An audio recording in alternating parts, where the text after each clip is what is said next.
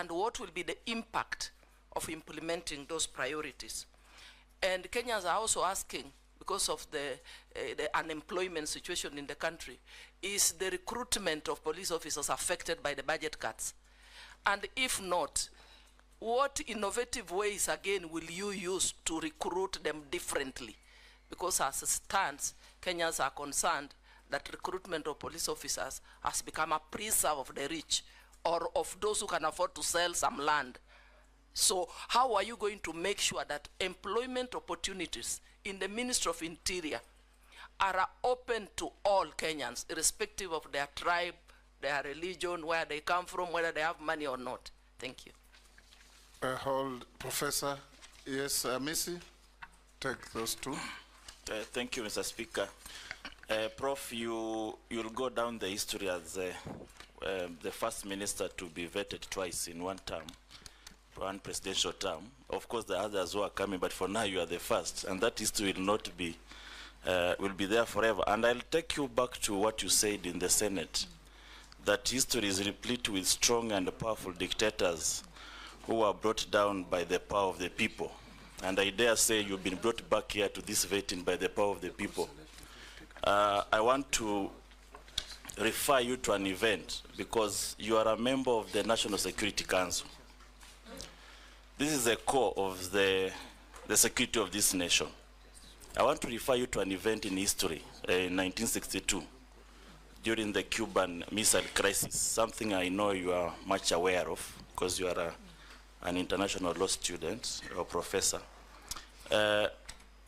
During this time, the then president of US, J.F. Kennedy, had a standoff with the Soviet Union, Nikita Khrushchev. And there was an ex-com committee members, comprising of 14 members, almost akin to what we have here as the National Security Council. All those 14 members agreed that to deploy. It took J.F. Kennedy brother's advice to do otherwise. I'm not asking you to be consulting your brother, but if it were not for the brother's advice, then we could have experienced the first nuclear war to the destruction of the world. Now, I look at the events that have happened here as a result of either good or bad decision of the National Security Council. And just like somebody said that there is always an inclination towards consensus, even if a decision is bad, that the committee of people could easily incline towards psychological consensus to the destruction or to the results of a bad decision. Does National Security Council of this republic also suffer from groupthink? Groupthink in a way that there is no devil's advocate to give an alternative decision making that can save the country. Then, Speaker, if you may allow me the last, very brief. You've tried to explain the donning of the uniform, the police uniform. What surprises me, Prof, is that you give instructions to police, you give press conferences, you are adorned in the uniform of the police. But when it comes to the crimes committed against humanity by the police, that's where you say the police are independent. How independent is your uniform? Professor.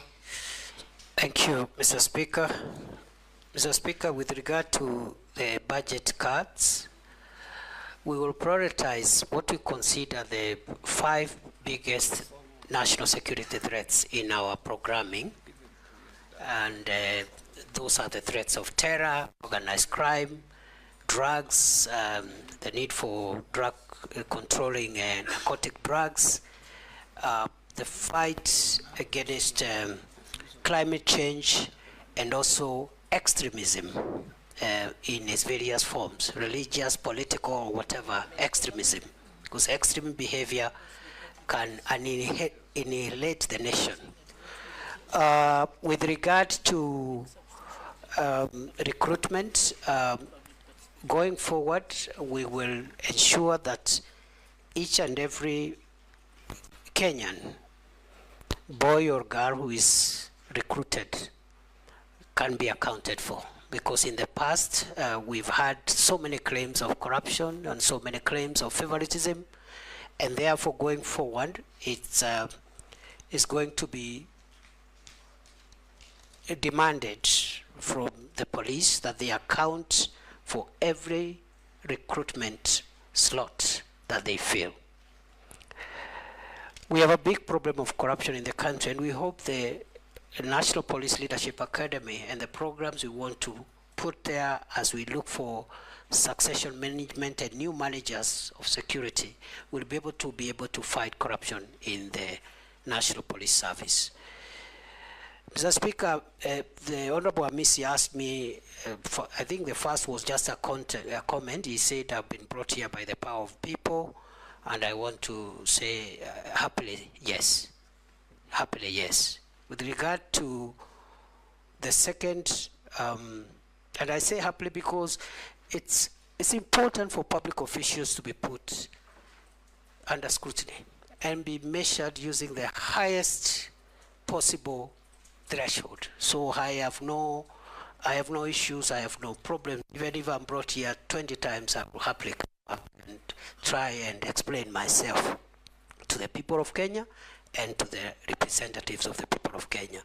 I've been asked, the second one, the last one, from the Honorable Amisi, was on whether the National Security Council is suffering from groupthink, and the answer is no. I submit. Mukami? Honorable Mukami? Thank you, Honorable Speaker. Honorable Speaker,